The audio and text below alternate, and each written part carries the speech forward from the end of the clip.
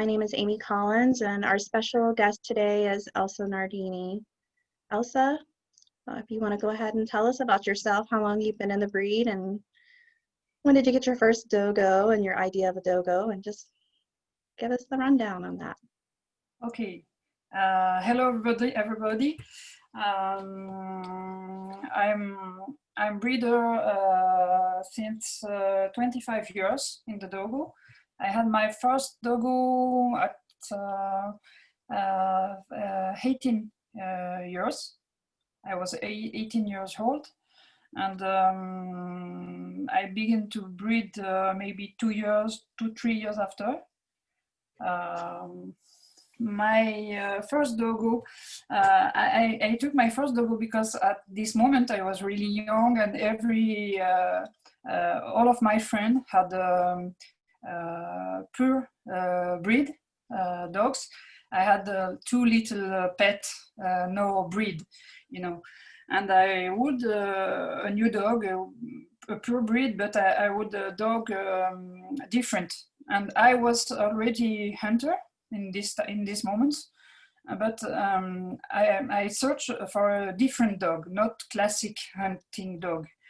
And I search and I read a lot of books about the dogo, and the best one was from Paolo Vianini. And in this book, he explained the function, the first function of the dogo was the hunt. And after this book, I decided to get my first dogo. What would you say would be the primary function of your stock that you have now? The primary function is for sure the hunt, but in 25 years ago, it was really difficult because no one in Europe spoke about the hunt, you know. And so I was conscious the dogo was a hunting dog, but I began with the defense, you know, because it was really easy. Everybody had a place to make defense and to train a dogo for defense, but to hunt, no one spoke about that. We had to wait like 10 years. After 10 years or 10 or 12 years, we began to hunt with the dogo in Europe. But in this moment, when I had my first dogo, it was not used. So with that experience within the 25 years, as far as history, is that what you have seen evolve, is the hunting, especially in Europe, with the dogo? My first experience was the Fiesta Doguera. It's a big show organized by Paolo Vianini, always. And in this show, he, for the first time, was invited 6 persons from Argentina. So Horacio Rivero, José Luis Forla, and Pacarostinco, a lot of hunters. And in this moment, they made a big conference, and it was the first time for us that the people from Argentina came to explain us that the dogo is a real hunting dog. And this is for me the first step. After this moment, I said, okay, this is the function, the real function of the dogo, and if I want to breed the dogo, I have to know this breed, and to know them, I have to prove them and to hunt with them. And after this moment, I began to hunt with my dogo. That's very good. I made the first trip in Argentina first to see for the first time some dogs hunting, and then after I began in Europe. And in this moment, it was really maybe for 4 people in whole Europe hunt with the dog. Yeah, that's not a lot, but it seems like it's evolved a lot. What does courageous above all else mean to you? Okay, this is when you hunt with the dogo, it's really particular relation you have with your dog, because you understand that the instinct of the doggo for hunting is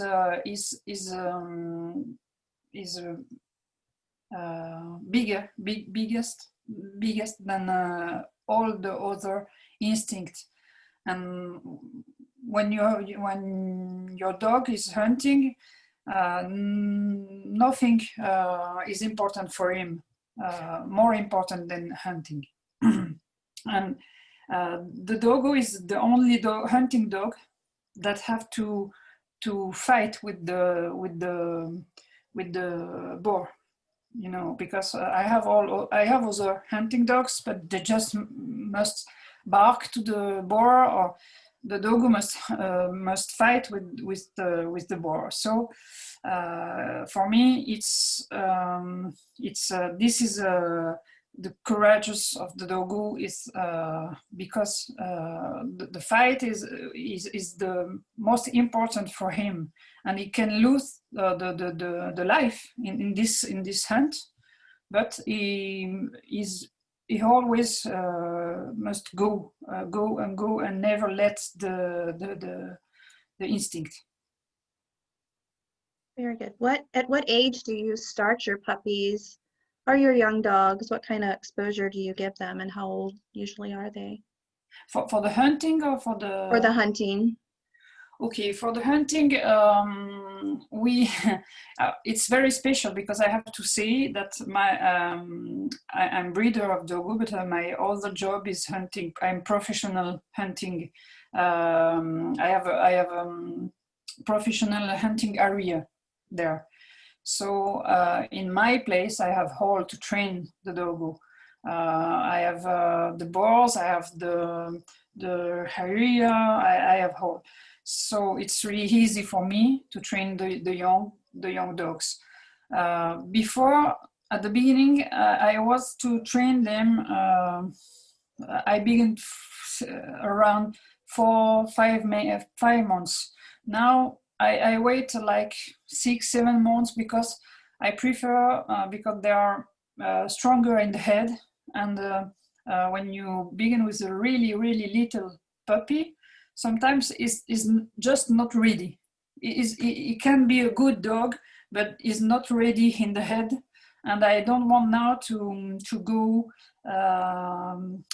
against the mentality of the dogs. I want to wait, and when he's ready to work, and I begin with him. So it depends. I see. And also too, it does make a difference with the age because of their bite. Like you said, the head is stronger as they get older. Their teeth are setting more so. That does make sense. When I was younger, I was more impulsive, and when I had a puppy, immediately I would to see him on the bar, and but I realized that a puppy, we need to let them grow, and we have another work to do before, and when he's ready in the head, I saw now he's ready, I begin to work with him. That's good. What countries, I know you said you've hunted in Argentina, but what other countries have you hunted in, and what's the difference with all of that? Okay, I hunted in a lot of countries, because I'm making all the proof in all Europe, all the proof with the doggo, and I travel a lot for the doggo, and so I hunt in your country, in USA, and also in all country in Europe. I can say we have a difference. In Europe is more or less all the same. Then in United States is another type of hunt, and also in Argentina is a third type of hunt. So I can tell you, in Europe we have boar, really pure boar, you know, they are not cross with pig, and so it's really speed boar, and it can run for 20 kilometers, 30 kilometers. So it's different hunt. when you let the dogo, they have to stop him, but one time by 10, he can stop him. And normally the boar go on the wood and it's impossible to stop him because he's really quick and he can run for 3, 4, 5, 8 hours. So, you know, it's very difficult. This is the type of hunt in Europe. In Argentina, it's you have a big place with maize and with corn, you know, and the boars are not so speedy and so quick than in Europe. And in United States, I saw that the dogo is used for the hunt, but like catching dog, only catch dog, because a lot of time when I hunt in United States, I saw that the people used some cross that can bark to the boar, and when the boar is stopped with the dog, the dog that bark around, they let the dogo to catch him. And this is really different type of hunt, because in France, in Europe, the boar never stop. You can let the barking dog and wait for 8 hours before he stop to run. So I think for this reason, sometimes it's difficult to have just one type of dogo, you know, because we have two different type of work. I can't, for example, you can have there some dogs more strong and big, because when you let the dogo just for catching a boar that is 300 meters of the car, you don't need to have a dogo that can run for 3 hours, you know. And so you can have a dogo biggest and without different dogo. And in Europe, we need to have a lighter dogo, because they really, for one day hunting, they must run for like 15 kilometers. So they need to be built for speed to catch up. Exactly. So a different type. And for this reason, for example, when I go to judge in different country, I always try to remember that. And for example, in Argentina, they used the dogo like it's middle, like hunting and catching dog. It's a middle, like between Europe and United States. So they have a middle type. And I think in Europe, we need to have a lighter dogo. Do you use other dogs besides the dogo, like a cur dog, catahoulas? Yes. I used the catahoula with really great results, because for me it's a good dog to hunt with the dogo, because it's not like a hound. He's going to bark, but he is in generally is hunting like the dogo. Is not too far of the owner. I have, for example, some hound, French breed hound, but when you let them, they can go like 5 kilometers to find a boar, and then they bark and they go 20 kilometers, and it's impossible with the dogs to hunt.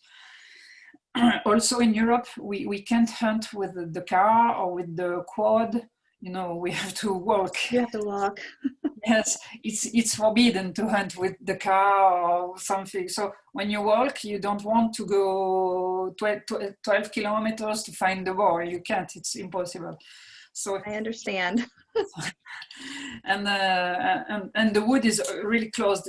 Sometimes for 300 meters, we have half hour walking. You know, it's really difficult to walk there.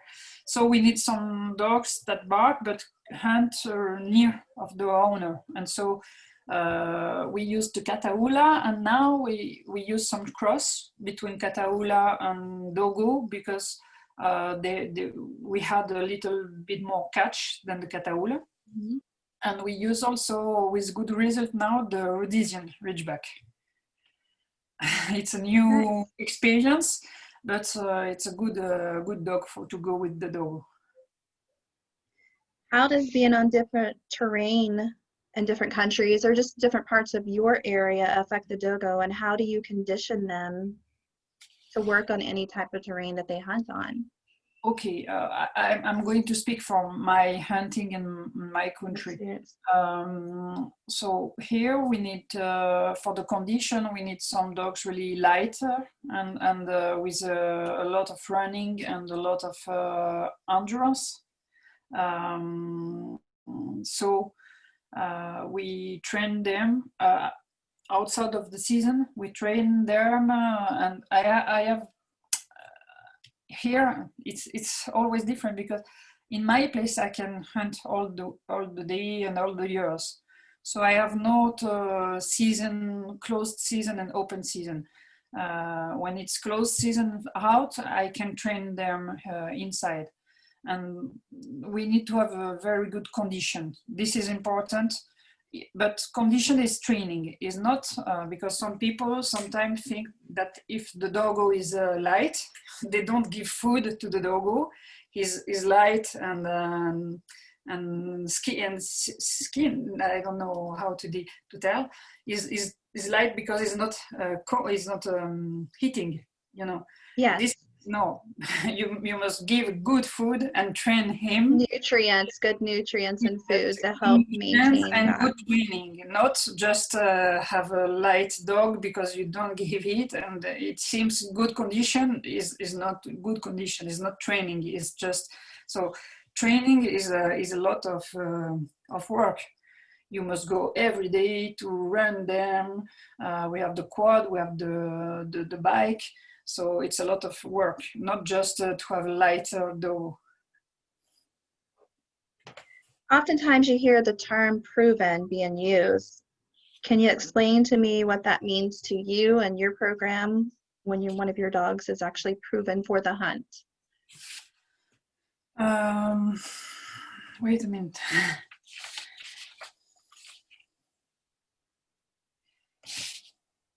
Okay, proven.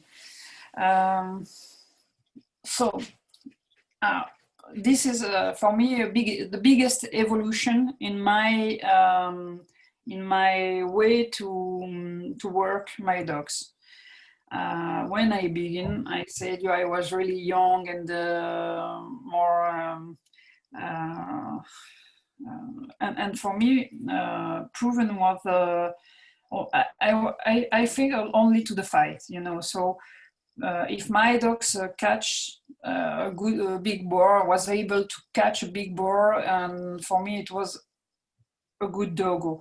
If I saw that he could die for catching a big boar, I was happy, and it was all that I wait for from my dogs. But I changed my point of view with the year, because when you hunt for real outside, you see that just catching is nothing. When you have in my country always, because in my country we need doggo that find, that run, that catch, that can keep the boar for half hour. You know, it's a very big work and very complete work. So for me now, proven is not just catch a boar, is not the most important part. He had to catch, but a proven dog for me is a dog that is able to find a boar, so I have good noise, is able to run a boar for 1-2 kilometers, not 20 kilometers. It's not a hound, but he must run it for a lot, and that must catch it and keep it for the time you can arrive to the boar. This is proven, and it's very difficult. It is. It's like the whole package. You just want that. And yes. And so when you make all this work, the catch is not so important, because it's more difficult to have a good noise, for example, to have a good selection for the good noise and searching of the dogs than catching. Very good. Well, we're going to talk about morphology. And I Okay. know the head is the hallmark of the breed. It's the stamp. So we'll start there. Can you describe the ideal head in your opinion? The ideal Head. morphology. Yeah. Okay.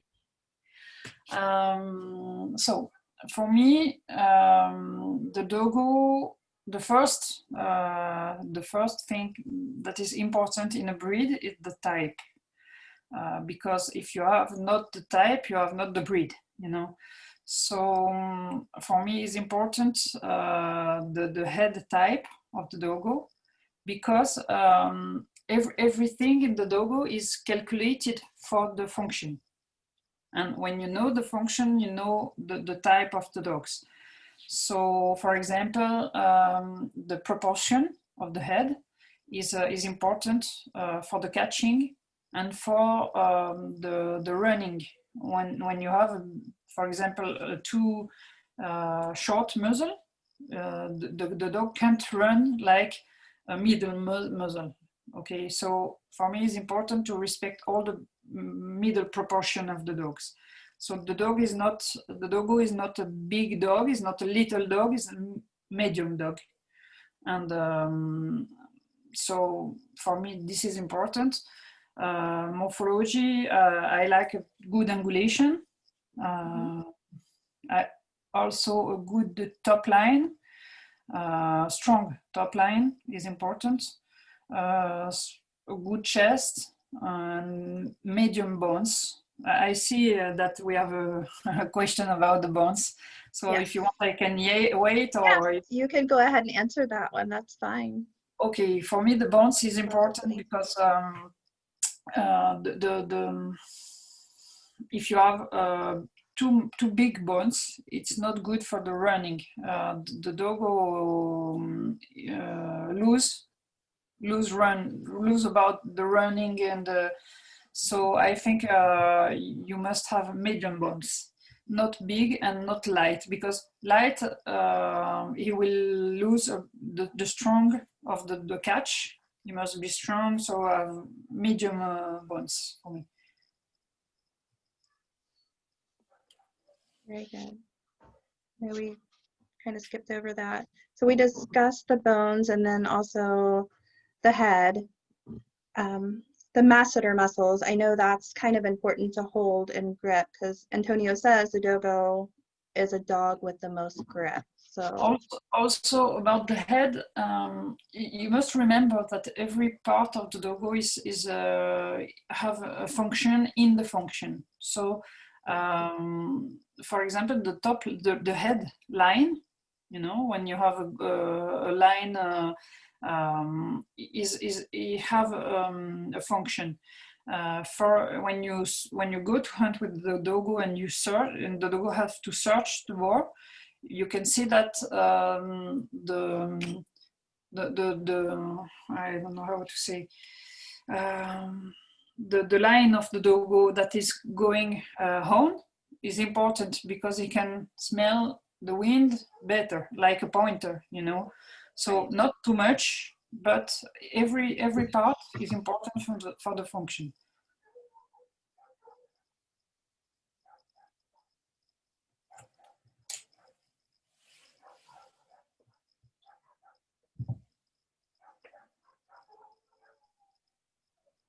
also,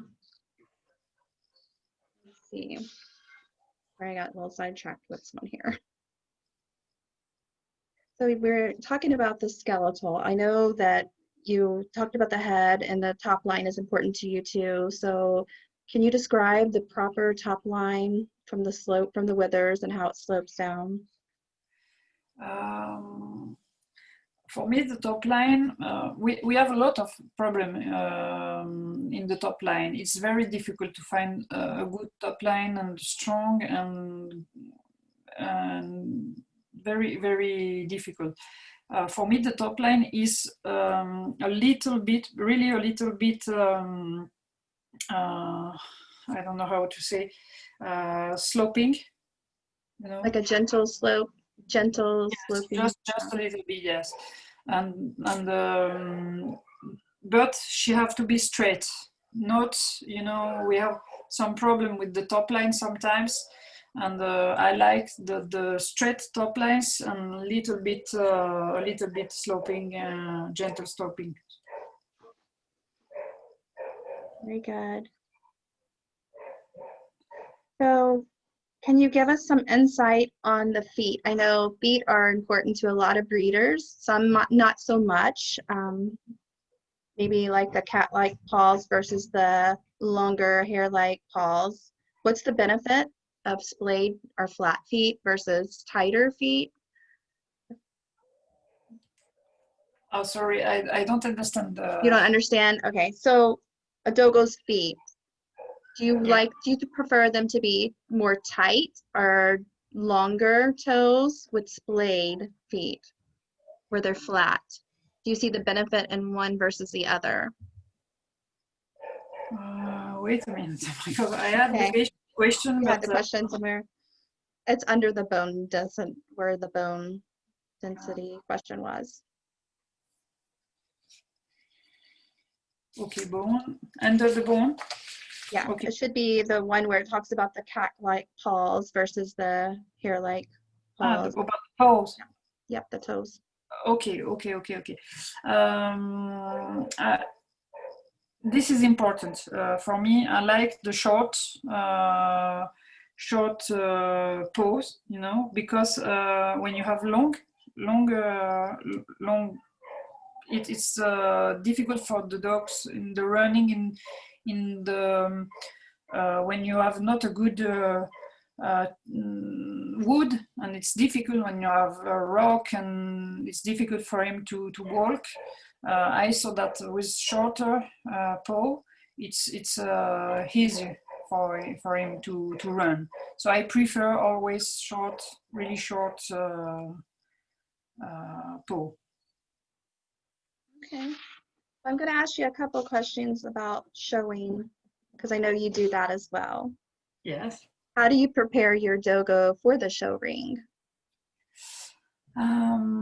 So for me, the first step for the show is not preparing him really for the show, but it's in the socialization. You know, when you have a good, when you see a good puppy, you say, okay, I want to show him.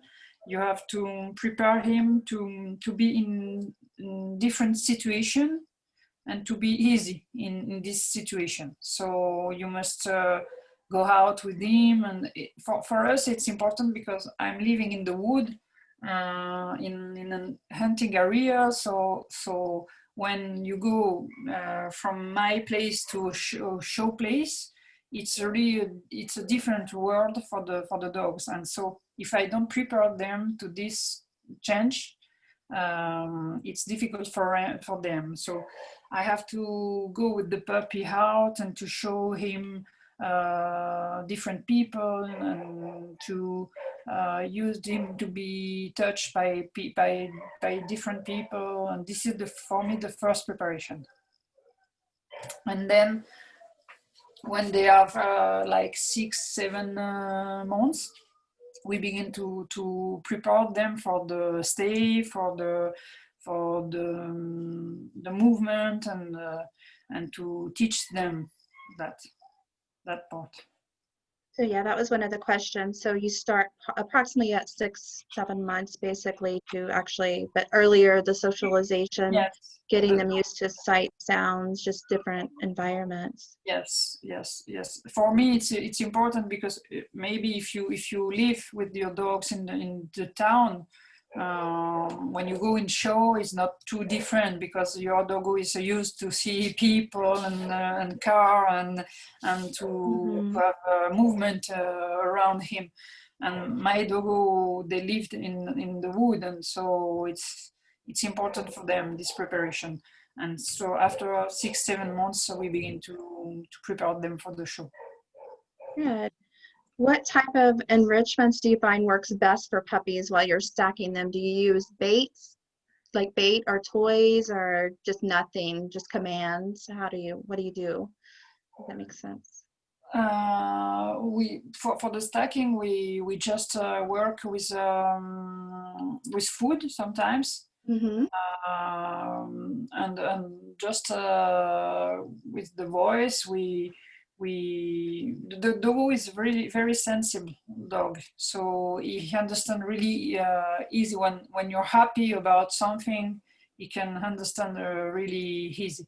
So we just it's like to play with them.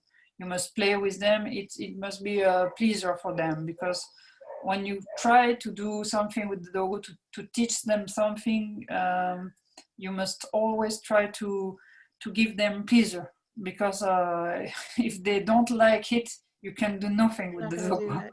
So for me, the work for the show is to try to give them pleasure to work with you for that. And when they are happy to show, there you have a good doggo, because they will give the best movement, they will give the best attitude, and when they are not happy to go and show, it's you can stay at home. It's Yeah.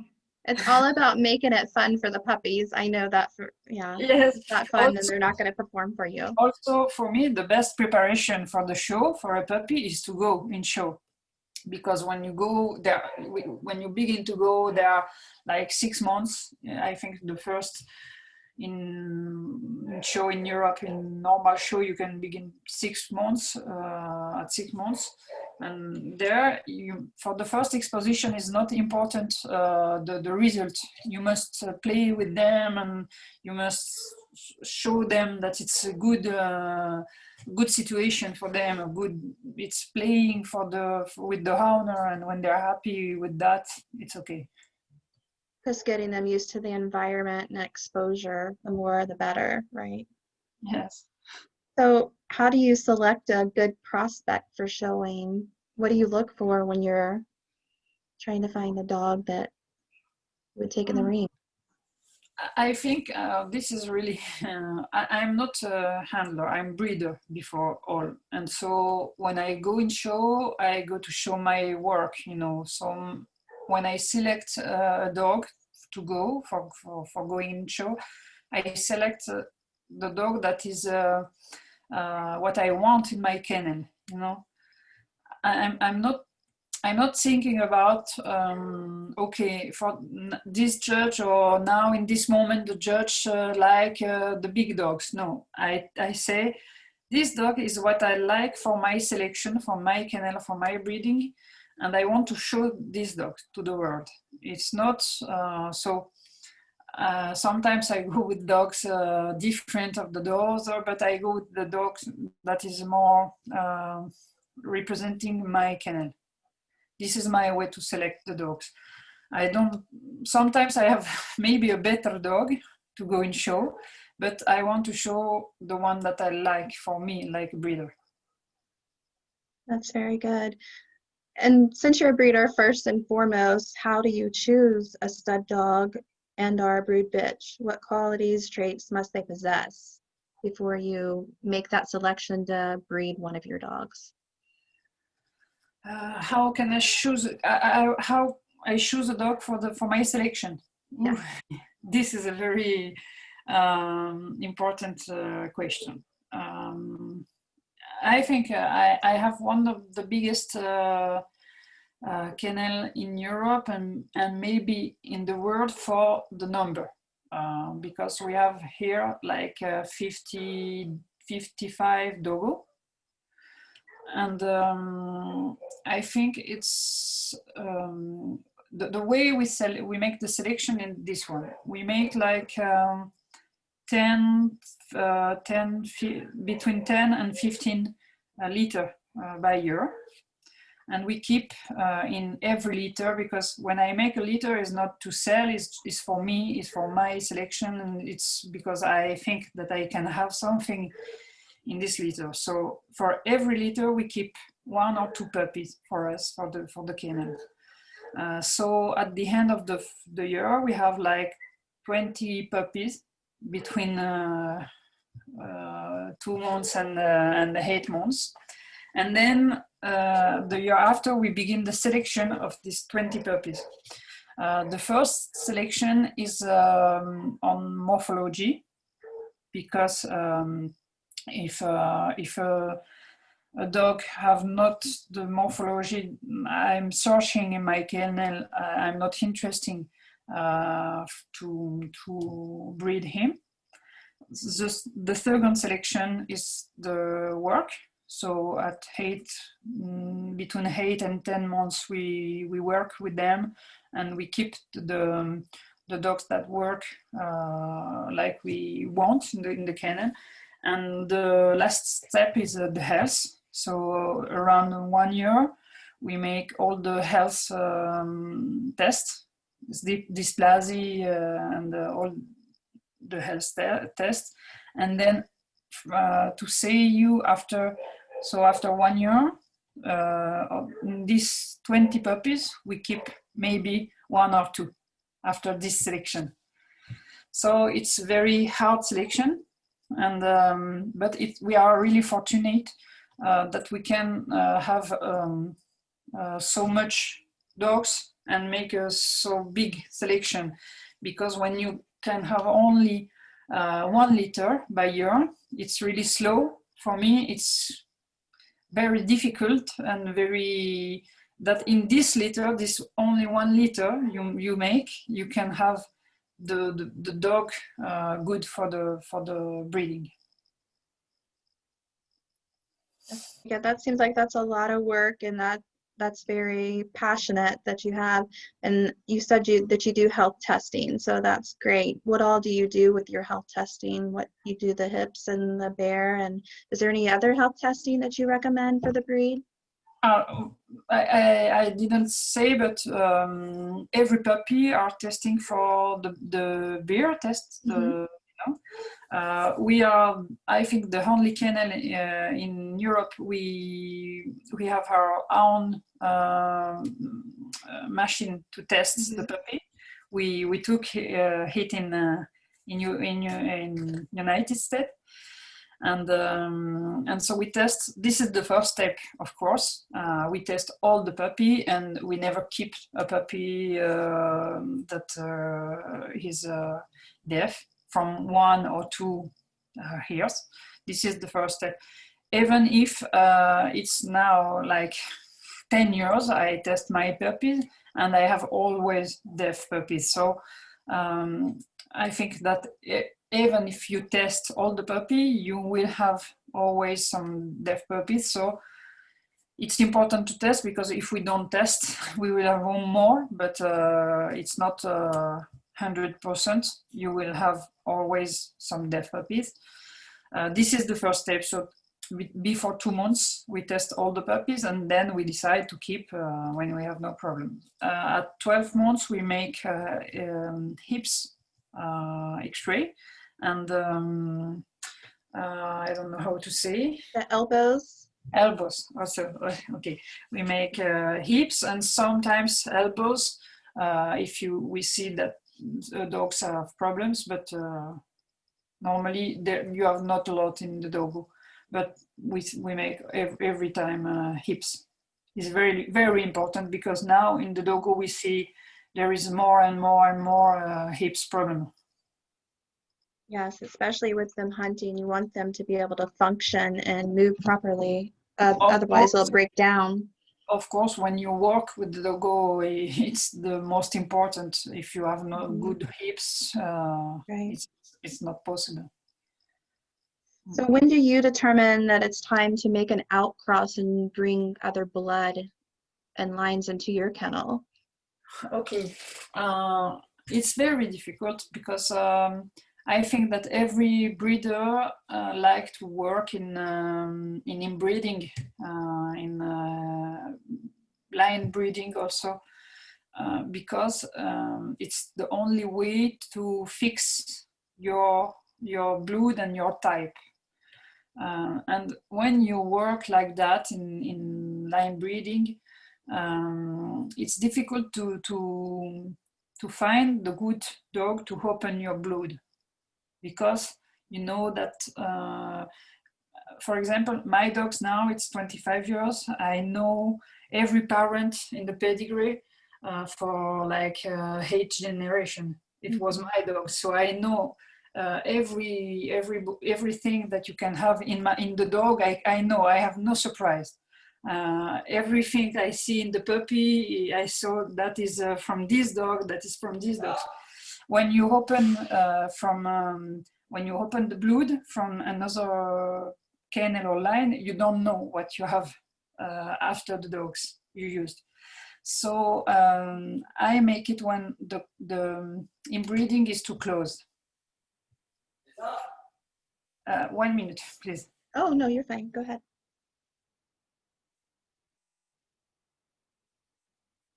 Sorry. Oh, no, you're fine. So when the inbreeding is too close, for example, when I'm working for example in one male, I have one male that is Facon. When I have a female with 2 times Facon in the first or second generation inside, I can't work more on this blood, so I have to open. And I tried to make some stud outside, but I prefer to buy a new male because I think that you can see just with one stud, you can see the result of this male. So normally I buy a new male, and I use on all my closed female.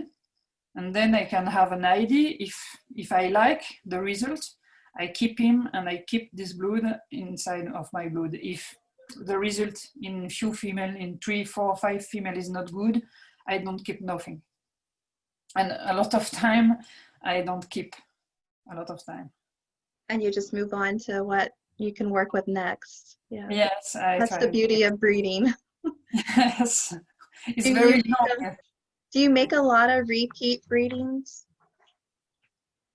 Do you make repeat breedings? Do you do that often, or do you just wait to see if it's something that you really like in the litter? It's very strange because I'm like everybody. When you make a stud and when you make a litter breeding and you have very good results, you say, okay, I repeat it because I had the result I want. But I think genetic is not so easy. I repeat sometimes. One time I repeat four times the same litter, and I never had the same result than the first litter. So now I changed and I say, okay, the first litter was perfect, and I have to say thank you. The first is okay, is the good one, and I don't repeat anymore. It's yes. Before I was to repeat, and now I think that when you have the good in the first litter, it's not so important. You must keep what you have and not think that you will have the same every time, because genetic is 1 million of combination. The next litter is 10 different combination and not 10 same combination than the first litter. So it's not, I'm not for repeating the litter. I see that, because I've seen that happen so many times where the first litter turns out so perfect and it set the standard and the bar so high, and then you do it again and it's not what you expected. No. Moving on. So you take you take the puppies from that first litter and use them and just keep producing to make better and better. We tried for example, for the litter, we had in one litter we had Ibanez, Ida, India. It was really big dogs, important dogs in the breed, and we tried to repeat this litter. And in the second litter, we had no puppies, not interesting puppies, and we kept them to see because we had big hopes, and no one came like the first dogs of the first litter. And I made this a different time, and every time I had not the same result. So I think the genetic is also a big part of hazard, you know. And so for the when you have a good result in the first litter, you must keep the good results and work with the good results, but not, you can't have every time the good results. Very good. Is there anything else that you would like to add before we move on to some of the participants' questions? About the... Just anything about Dogo, whatever's on your mind. Okay. I think for me it's important now. I said in every part where I go, it's important for me that the people, they must understand that the Dogo is only one, and we have not to separate the show, the morphology, the function, and the health, because if you we saw a lot of people that were too extremist in something, like okay, the Dogo is just a hunting dog, and they lost the type, or some people that work only on show and they lose the character of the Dogo. And for me it's really important, but now it's difficult with, it's a different world. We are living in a world that every time go against the hunt and against the fighting between two animals, and so it's very difficult to keep that. In Europe we are really few now to fight for that, and for me, you in United States, you are really fortunate for that, for this, because you're maybe the only country in the world that have the possibility to have a complete Dogo. You have the possibility to have show, to have hunting dog, and to make both, to work both in the selection. For us now in Europe, it's very difficult because in every country it's forbidden to hunt. So we must try to stay a little group and to find some place to work. But you in United States, you can hunt, in the Dogo is in the hunting group. And so for me, you have all to have the true Dogo. And we have not that in Europe for the moment. Well, you're welcome to come here and hunt with us anytime, Elsa. Yes, I would. It's my dream. Yes. But it's difficult to move 55 Dogos. Yes, definitely. And now with the COVID and everything, it's hard to travel. I'm going to go ahead and go to the participant questions. There's a couple here. What is it that you look for in a Dogo? And you probably have kind of touched on this and already answered it a little bit, but this is a question from one of the participants. Oh, sorry, what is the question? The question was, what is it that you look for in a Dogo? I'm looking for breeding when I'm the selection. When I'm making the selection for the Dogo. Yes. Yes. As I say, I'm looking for the type of the Dogo. The standard is important to stay in the standard, because when you just look the character, for example, you can go out of the standard, because every dog can catch a boar, but the standard of the Dogo is there to make the definition and the measuration when you need to stay inside. So the morphology for me is important, and also the character. You must look, for me is 50-50, the character and the morphology. And when I say the character, we turn on the proven question. For me, is not just put the dog in the pen and catch a boar. This is nothing, because also this, a lot of dogs can do it. You have bulldog, you have a lot of dogs that can catch a boar, but the Dogo is a complete hunting dog. So I'm looking for all the hunting part and all the morphology part. And it's very difficult to have both really good together. I agree. So another question, the Dogo was built for hunting. So does he have to be a show dog to be a complete Dogo package, basically in your opinion? Okay, you don't have to be a show dog, but the show is not a function. The show is just a way for a breeder to see if is respected the standard of the dog. You know, so for this reason is important. If you go to hunt, just go to hunt, just go to hunt. You never saw if your dog, you're maybe making a selection of good hunting dogs, but you never have the possibility to see if you are staying in the standard and so in the breed. Maybe you can have bigger dogs or little dogs, I don't know. So the show is not a function, is just a way for the breeder to go in the selection and to have information for his selection. So it's important to make it, not to select the doggo, but to have information about your work. So, for instance, you'll take a dogo that you're showing and that same dogo will hunt as well, or do you just wait till it's done showing to hunt it, or do you do both with the same dog? No, I'm making with the same dog.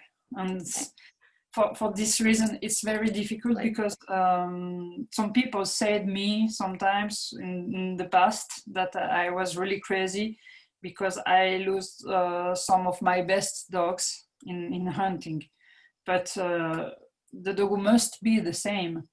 If you say this one is for the show and this one is for the hunt, you are selected two different breed. The doggo must be the same, and sometimes it's a big risk because and it's happened in my kennel. I lose like 3 or 4 of my best dogs, and so it's sometimes difficult, but it must be the same dogs. And what I can say now is it's with my males, I take the semen. And I'm making, when they are young, I'm making always now the frozen semen. Then if they died hunting, I can have, because I lose a dog, the name was Chavez. And it was my best dog. And he died at hunt at 5 years old. And I had no semen of him. And so the works finished there. So now for the male, at least, I have frozen semen. When they are younger, I keep the semen. So if they died, I can go with the work. We definitely learn as the more we breed and get into it, we understand that, yeah, keep that frozen semen because you never know. Because I agree, the dogo is a complete package. It should be able to do all. It's one, just like you said. Yes. So, yeah. Here's another question. Are you seeing the lack of proper pigmentation in dogs now? And how do you go about correcting it? Okay, I think, yes, now we have less pigmentation. I like the pigmentation in the dogo. I don't know if there is really, if it's really important for the hair, or I don't know. I like it because I like the dark, eyes, and I like the pigmentation. I think that for the problem, health problem of the skin, it's better to have more pigmentation.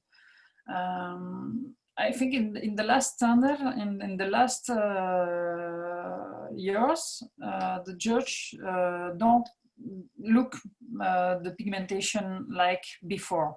Before it was really important. Now I see that it's not so important. But for me personally, I like it, and I am trying to keep it in my kennel, to keep a big pigmentation in my kennel. And for me, it's important because I think it's part of the type of the dogo. What are the biggest issues? What are the biggest issues in the breed that you see now, and how do you feel they can be improved upon?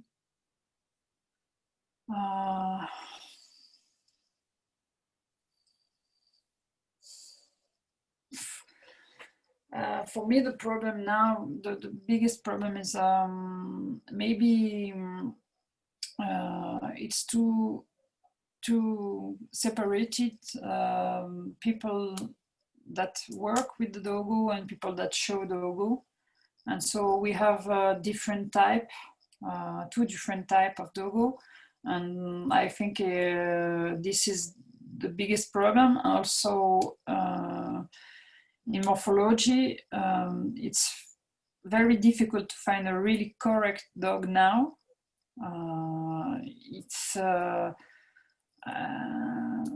So I think the problem is now to work in the both sides together, character and morphology, and to have a correct dog in morphology and correct in character. This is for me the biggest problem. You can find a beautiful dog but that don't work, and you can find some really good hunting dog, but in morphology they are not good. So it's difficult to find a complete dog. Okay, what do you see? Do you see any difference between dogos bred in Europe and America? What were the differences that you saw when you came here? Yes, I saw a difference because it's very difficult, but I'm always an honest person, and I think that when you say something with the heart, it's never strong, you know. So I think that in United States, when I came to you to judge, I saw a lot of morphology problems in the dog, because I think that maybe it's difficult for you, and I remember that the club now is just official now, and so before every person, it was difficult for them for this reason. The show is important, to see the dogs and to have a point of view about the dogs, you know. And the point of view of important breeders or important judge is important for them to know the good morphology. And I think that is what the problem in United States. In Europe, we have since a lot of time, a lot of big show and a lot of exposition, speciality of dogo. And so we had the possibility to learn the good morphology for the dogo. And I think it's difficult for you because you're a very big country and every person is more isolated than us. If I want to see the other breeders in Europe, in all Europe, I just have to make 10 hours driving, and I am to the other side, and I can see in my way like 50 breeders of dogo. And so I think it's difficult for you because it's a big country. And you have not a big possibility to have big show and to join all the peoples with dogs and to explain them the morphology. So I saw a lot of dogo that are not good in morphology but used for the breeding there, because the people, they don't know really how must be a good dogo in morphology. This is I think this is the problem, but I think you're working for that now. Definitely, yes, we definitely are. Do you feel it is equally important to hunt your bitches as well as the males, as the dogs? It's important the same, but it's more difficult because, you know, when you make some litters, it's a big stop in the bitch's life for the work. A male, it's not a problem. He can begin at 1 year to hunt and finish at 7 years without stop. But when the female is making litter after 1 liter or 2 liter, it's difficult. She turned with the same condition than the male.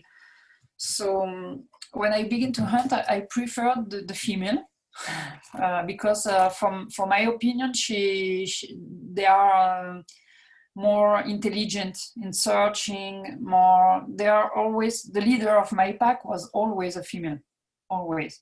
Because I don't know, they have more instinct. The male is just, I want to fight, where is it, where is the boar?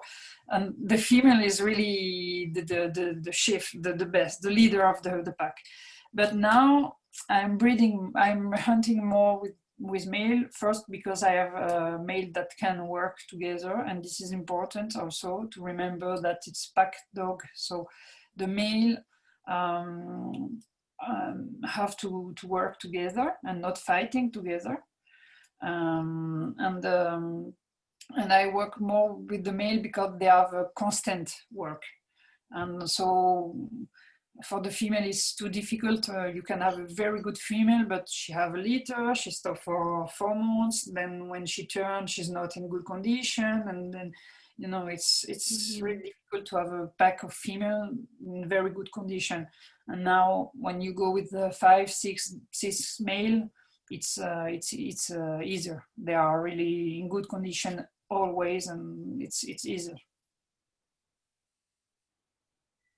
Good. What would you recommend for the United States breeder in your eyes to be the perfect size and body type for hunting? I know that's kind of a hard question. More than recommend a size or a type, what I would say in United States is to maybe to remember always that the doggo is not just a catching dog. He must run and search also, because if you just use him like catching dog, you will never have the selection for searching. And so I say you must try to organize some hunt just with doggo. Just with the doggo, he must find his boar, he must run his boar, he must catch his boar, because for us also, it's easier to use crossed, to use some barking dogs or bay dogs, and it's easier. But if you just use this dog for the other work, you never have a good selection. So I think you must try to hunt with just with the dog. And maybe at the beginning you will have every 20 times you will have a boar, but if you make a good selection after some years, you will have good results in hunt. It's slowly, because if you use other hunting dogs, it's easy, but it's slow, but you will have a better selection on the doggo, and then you will know the real type, because if you use the doggo only for catch, you can make a doggo 60 kilos. If you have to run just 50 meters after the car to catch the boar, he can have hips dysplasia and 60 kilos. To run just 50 meters, it's not a problem. But if you have to search the boar, to run the boar, to search the boar for 1 day, if you have dysplasic problem, if you have too big doggo, you will see that it's not possible. You must change the selection. How do you feel about pet dogs, like companion dogs that live in homes where they're not hunting or showing? Okay, if Jessica was here, we had now it was time to fight. Because she said that the doggo is an horrible pet dog. Okay, and I say that the doggo is a very good pet dog. And I'm not extremist. I don't say that just hunter have to have the doggo. It's not everybody can have a doggo, but the people that take the doggo like a pet, they must remember that it's an hunting dog, and so he have some he need some different thing that a real pet dog. But if you have I don't know, some young people that make sports that run with the dogs, that have a lot of activity with the doggo, it's not a problem. You will have a good pet dog. It's a perfect pet dog. My first doggo sleep with me in the bed and was my pet dog, but I was conscious that it was a hunting dog. So I had a lot of activity with him and I treat him different than a pet. But for me, it's a very good pet dog. As long as the dog has some type of activity to keep it active. And but just to have it, not to selection. For the selection is not a pet dog. If you make the selection like a pet dog, you will have accident. It's 100% sure you will have just accident with the dog. what are your experiences with cropped versus non-cropped hunting and showing dogs in Europe? I know cropping is probably banned in a lot of places in Europe. Yes, and now in Europe we can't crop the hair. It's forbidden in every part of Europe. I can say it's not so important, really. To be honest, now we hunt with long hairs, with some dogs with long hairs, and we never had a board that catch a dog to the hairs.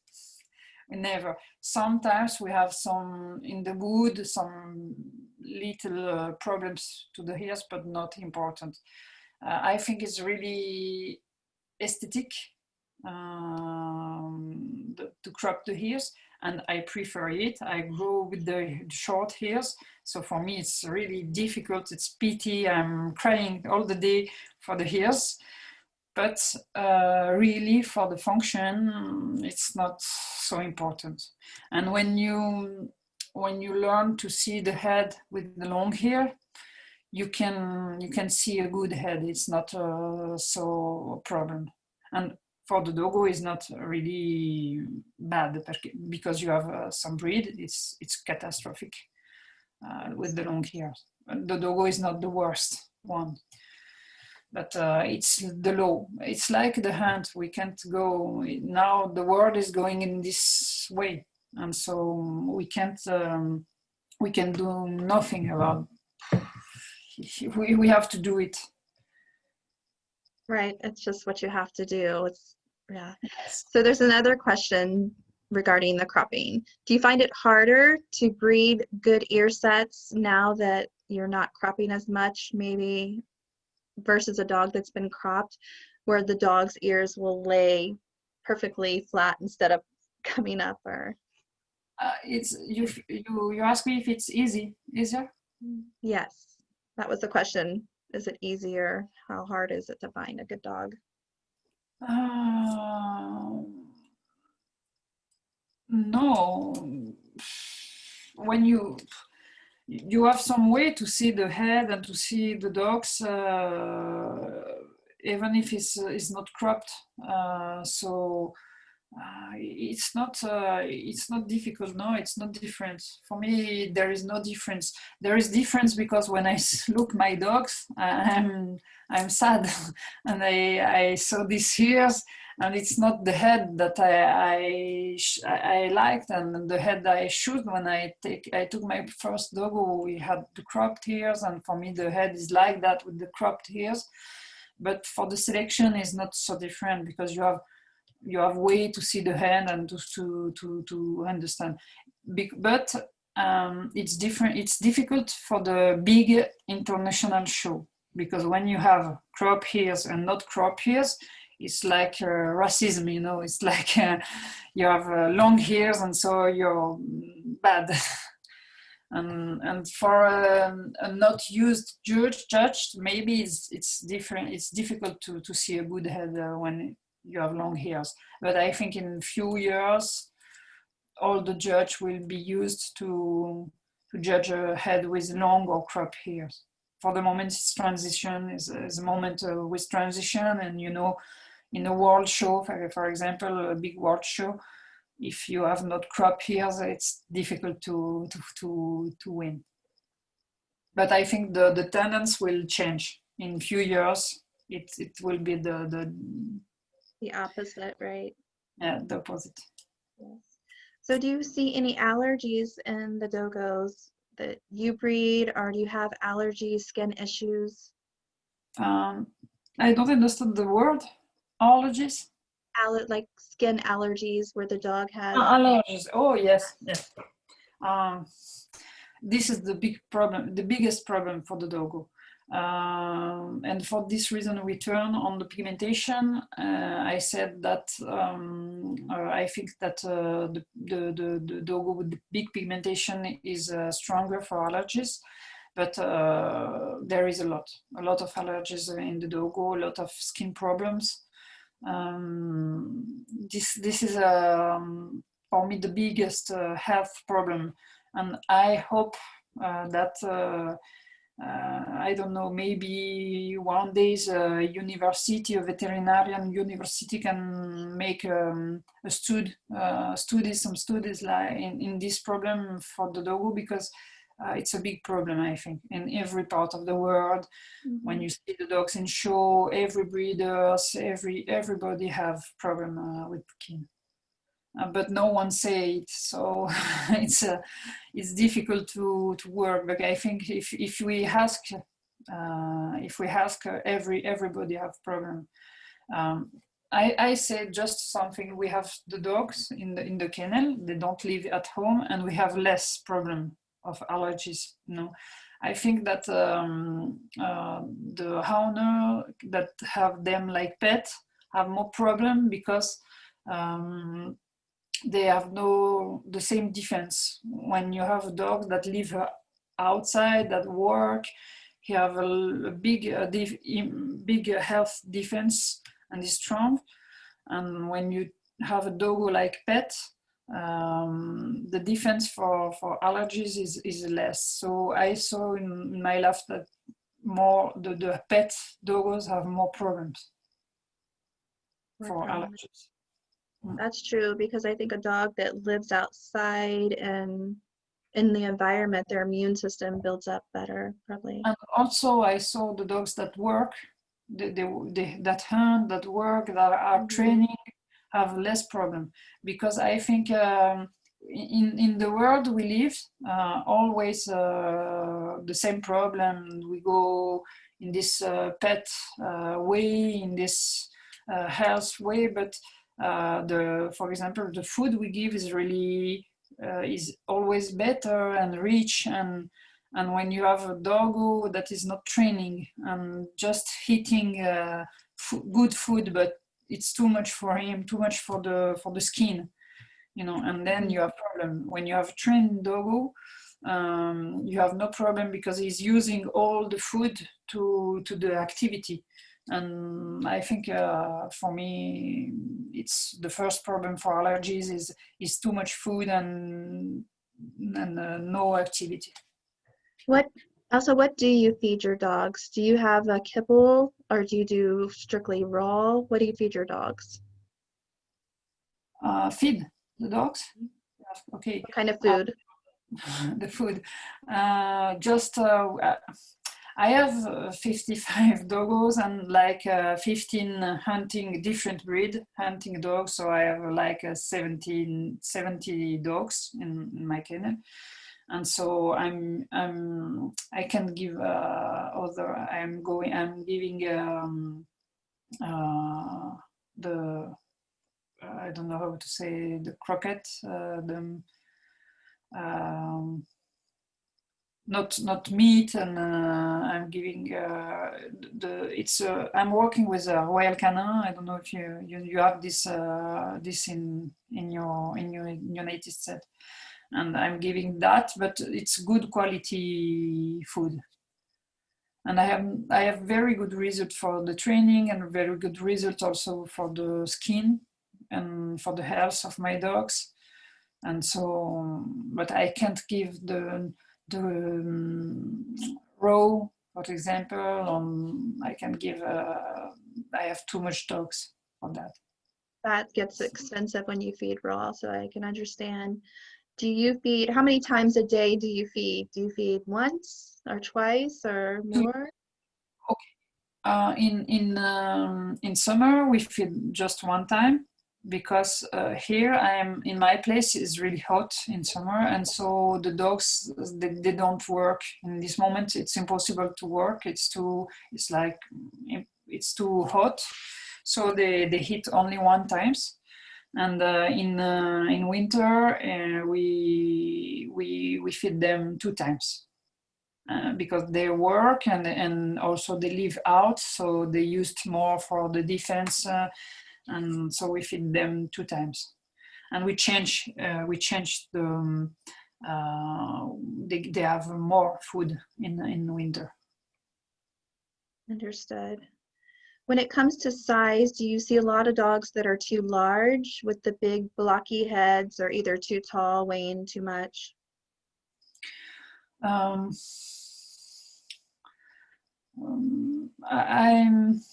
I saw some big dogs, but I think that when I come the last time, I think it was better than before. I think you change in the last years. You begin to change the type of doggo you have there. And I saw a lot of good work of good new breeders with some good dogs and good sized dogs. I saw some old type, we can say for you in United States. I saw some dog of these old types, Molos types, but I saw, I can say like 60% of good sized dogs. And I saw that you have now some breeders that import dogs from Europe, and it's new, because in USA normally it was a lot from Argentina, and some breeders begin to import some dogs from Europe, and for me it's a good thing. I think that the level in Europe, it's a different type of doggo, but I think that the level of the doggo in Europe is very, very good. Okay. And also for the health, we have a good selection for the health. We have a good selection for the morphology. So I saw that the work is better now. I just have a couple more questions from the participants, and then we'll let you finish out with the closing statement, because I know it's later there. I think you're 7 hours ahead of us. No, it's not a problem. You can go. Okay. Okay. I didn't know if you had to work tomorrow. Yes, but it's not so late. Okay.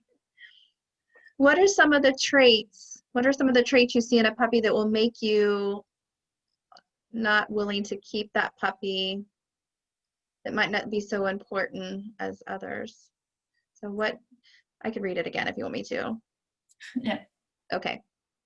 What are some of the traits you see in a puppy that will make you think you will not keep the puppy, that others may not see as important? So something that you might see differently than another breeder that makes you not want to keep that puppy.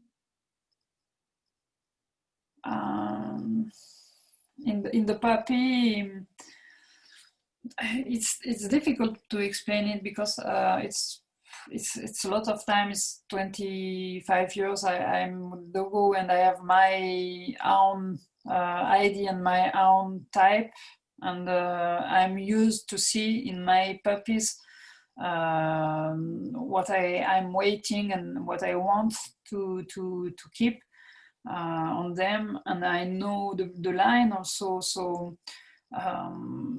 when I make a breeding, I have always an ID. I have the ID of what I'm waiting of this litter. And I'm trying to keep the puppy that is near of the result I would when I make the breeding. You know?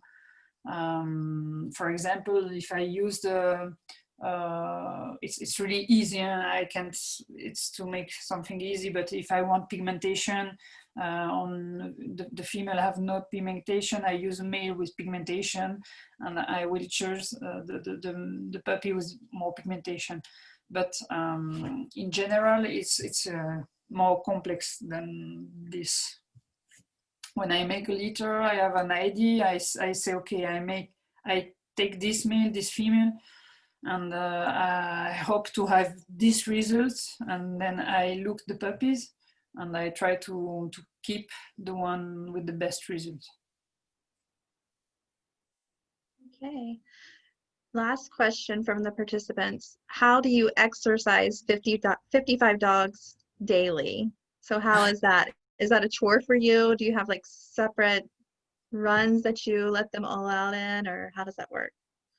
Okay, like I said before, I am fortunate that I have my other job is a hunting professional hunter, and so in my place is I have like 100 hectares all closed by fences, and I have also I'm used also to make the education of my dogs, and so all my dogs are good and they go together, and so we can go out with pack, like we made something just 2 person with 16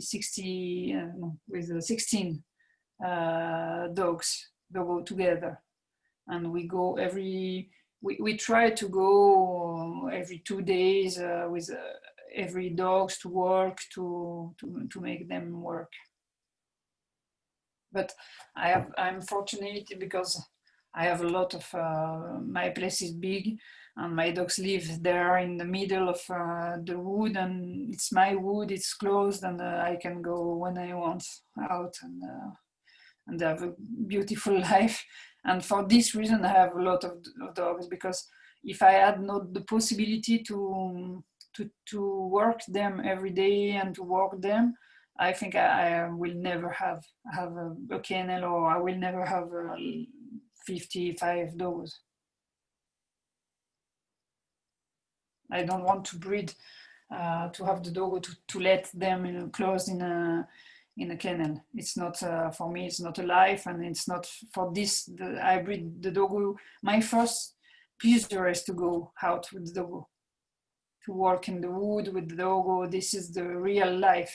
It's not show. It's not breed. It's just to go in the wood and work with your dogs and hunt with your dogs. This is the real life we like, when you like the doggo, for the true doggo. It sounds like you're living a good life, Elsa, with your dogs. Yes. Envious. You get to be a hunting. Yes. You get to do hunting for your real life work and then have dog time too. That's fun. So we appreciate you coming today. Is there anything else that you would like to say before we close? No, I think we have a good we made a good round about the doggo. I want to thank you for the invitation, and also for the work, the good work you're making with the doggo. It's now, I think, I want to repeat that you are really fortunate there, that you can use the doggo, and this is for me the best possibility you can have now. You have all now to have the best doggo in the world, because you're really free to have the doggo like the complete dog. And now in the other country, it's not so easy for us. So if you make a good job in few years, I think you can have a very good level of doggo. So I hope you will have.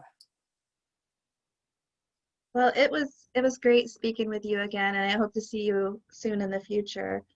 I enjoyed our last time together when you came to the US. Yeah. So we appreciate you coming to speak with us.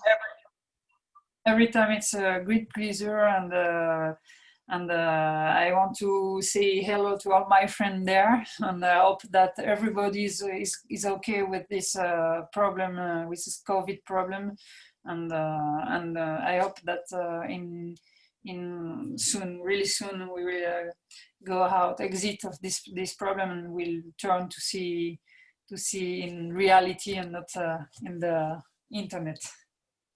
Yes. Well, thank you and stay safe and healthy. And I hope that your test comes back Thank negative. you. Best wishes to you. Bye. Thank you. Thanks everyone Thank for you very joining. much. Bye-bye. Bye.